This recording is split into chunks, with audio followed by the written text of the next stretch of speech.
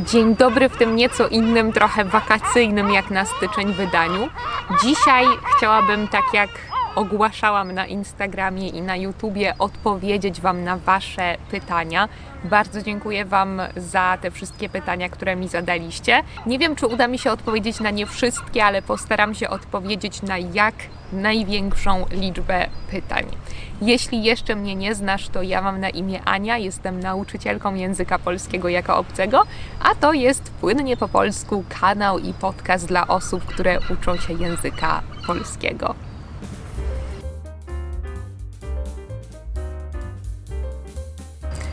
Sporo osób z Was pytało o moje ulubione miejsca w Polsce, o miejsca, które polecam do zwiedzenia w Polsce.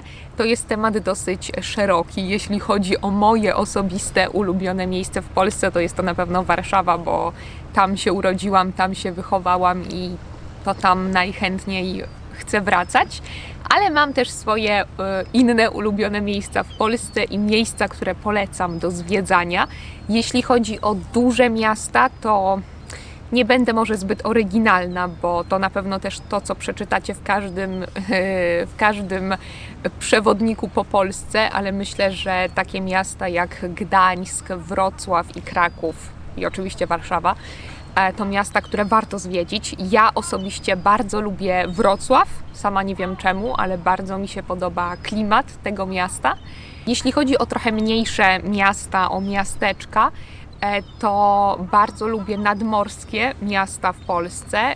Takimi moimi ulubionymi są Ustka, którą nie tak dawno temu zwiedziłam, i miasta na zachodnim wybrzeżu Polski, w tym na przykład Rewal, i obok niego jest też miasteczko, które nazywa się Trzęsacz. Bardzo, bardzo polecam. A jeśli chodzi o większe miasta na wybrzeżu, to polecam na przykład Gdynię, Orłowo. Bardzo mi się też podobała, też ma klify.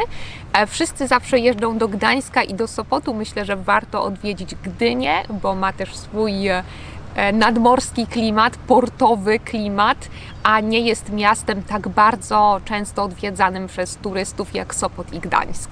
Ale takich miast mogłabym wymieniać tysiące, naprawdę. Bardzo polecam też odwiedzić Kazimierz Dolny, Puławy, bardzo polecam Zamość, bardzo polecam wszystkie miasteczka w Sudetach, w Tatrach, czyli w polskich górach na południu. W Sudetach mamy na przykład Szklarską Porębę czy Karpacz. A z takich moich jeszcze ostatnich, niedawnych odkryć byłam na Kaszubach i bardzo podobał mi się ten region. To też miejsce, gdzie można odwiedzić Bory Tucholskie, więc tak zwane płuca Polski, czyli największą przestrzeń, którą zajmują w Polsce lasy. Bardzo polecam Kaszuby, bo to takie miejsce, gdzie można mieć wszystko. To znaczy są jeziora, są nie tylko niziny, ale też wzgórza, niewielkie oczywiście. Jest naprawdę wszystko, jest wieś, ale są też miasta niedaleko jest Gdańsk, więc można wybrać się na wycieczkę. Naprawdę polecam Kaszuby. Myślę, że jeśli będę tak długo odpowiadać na pytania, to jednak nie odpowiem na jak największą liczbę z nich. Sporo pytań dotyczyło też języków i Płynnie po polsku ogólnie całego pomysłu, więc może pytanie, jak wpadłam na ten pomysł, i przy okazji, jak to się stało, że zaczęłam uczyć polskiego. Jak to się stało, że zaczęłam uczyć polskiego? Uczyłam się języków, studiowałam języki, studiowałam lingwistykę na Uniwersytecie Warszawskim, francuski ze szwedzkim i uczyłam francuskiego, to znaczy byłam już nauczycielką francuskiego, na studiach zaczęłam uczyć francuskiego innych. I bardzo lubiłam uczyć, ale nie do tego stopnia, że myślałam, że będę to robić w przyszłości. Potem jednak w trakcie pandemii pamiętam, że pracowałam przez kilka miesięcy w korporacji w obsłudze klienta, bo chciałam podszkolić właśnie mój włoski, więc pracowałam rozmawiając z klientami szwajcarskimi, akurat rozmawiającymi po włosku i po francusku przez telefon. I to bardzo przypomniało mi, jak bardzo lubiłam uczyć, bo jednak zobaczyłam, że wcale nie podoba mi się ta praca, którą robię, i przypomniało mi to, jak bardzo lubiłam uczyć innych. Sama nie wiem, jak to konkretnie się stało, że zaczęłam uczyć się polskiego. Po prostu w pewnym momencie zaczęłam interesować się moim własnym językiem. To znaczy, miałam taki moment, kiedy zobaczyłam, jak dużo wiem o innych językach, a jak mało wiem o moim własnym języku. I było to dla mnie dosyć przerażające. To znaczy to, że w moim języku wszystko jest takie automatyczne. Często nie zdaję sobie sprawy z reguł i że mam wrażenie, że tych reguł nie ma, że one istnieją w innych językach, ale nie w moim, co oczywiście jest nieprawdą, bo w każdym języku mamy reguły. To tylko kwestia, żeby się ich nauczyć. Dlatego poszłam też potem na studia kolejne, żeby móc uczyć polskiego jako języka obcego. Poza tym w międzyczasie uczyłam się włoskiego i portugalskiego właśnie korzystając z takich platform jak YouTube, jak wszelkie platformy, na których są dostępne podcasty. I zobaczyłam, jak szybko można nauczyć się języka i jak przyjemny może to być proces. Oczywiście nie twierdzę, że jestem ekspertem w tych językach, wcale nie. I w tym samym czasie zdałam sobie sprawę, jak mało jest takich platform, jak mało jest takich materiałów, które są dostępne dla języka polskiego.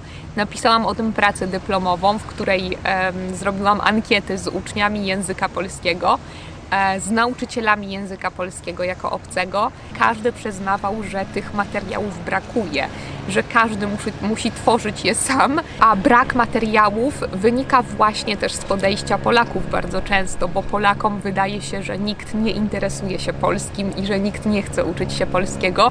Zawsze, kiedy mówię, że uczę polskiego Polakom, to ich pierwsze pytanie to: kto w ogóle chce uczyć się polskiego? Czy są naprawdę takie osoby, które chcą uczyć się polskiego?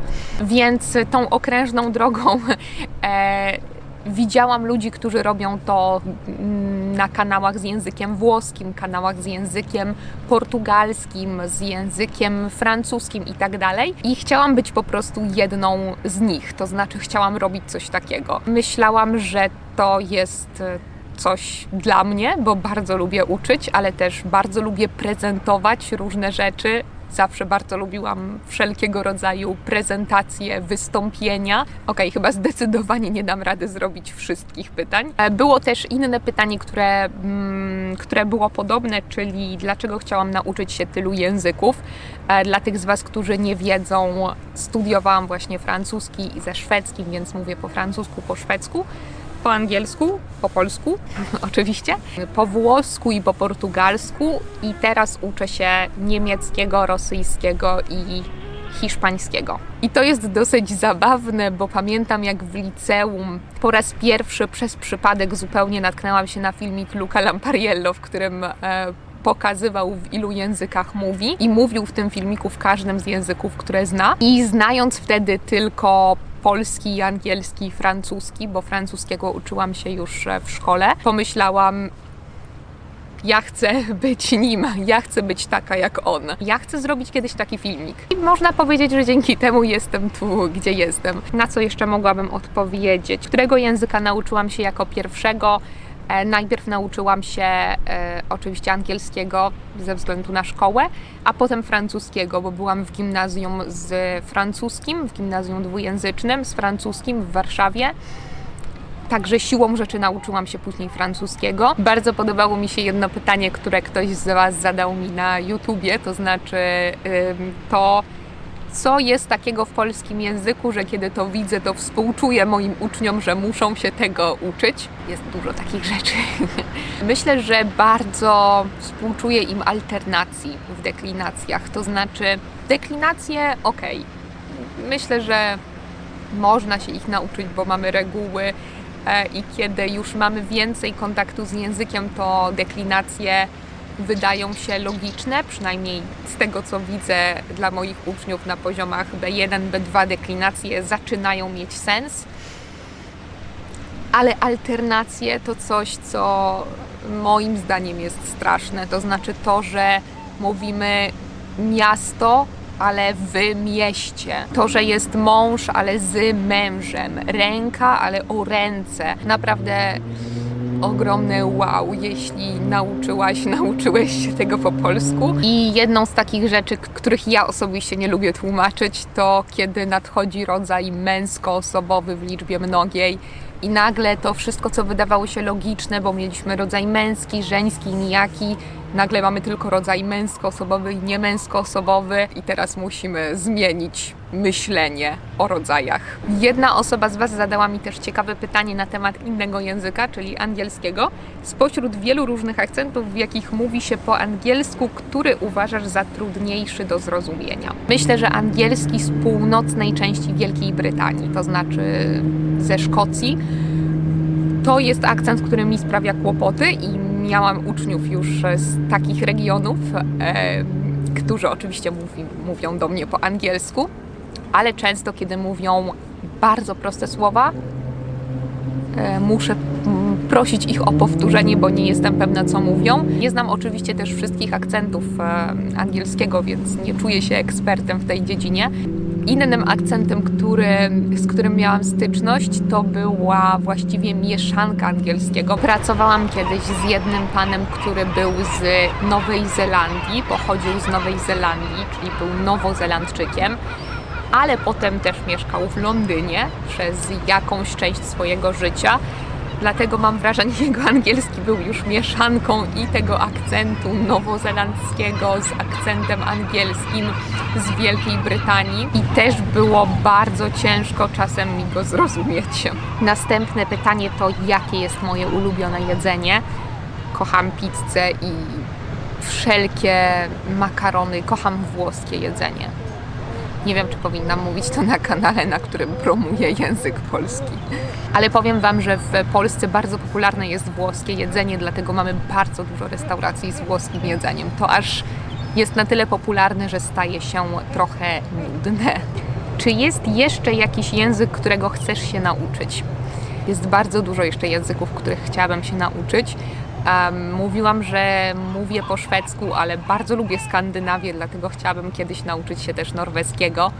Próbowałam trochę z duńskim, ale myślę, że zajęłoby mi to trochę czasu, żeby nauczyć się duńskiego, bo wymowa jest dosyć trudna, dlatego myślę, że bardzo trudno nauczyć się tego języka samemu.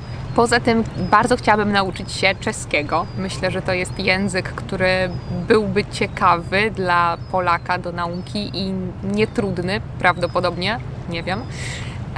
I pamiętam, kiedy zaczynałam uczyć się rosyjskiego, to przez długi czas miałam dylemat, czy zaczynać teraz rosyjski, czy czeski, bo wiedziałam, że chciałabym nauczyć się też czeskiego. Ale ostatecznie znalazłam wtedy podcast do nauki rosyjskiego, który bardzo mi się spodobał i uznałam, że decyzja sama się podjęła, decyzja została podjęta sama. Który język jest Twoim zdaniem najtrudniejszy do nauki?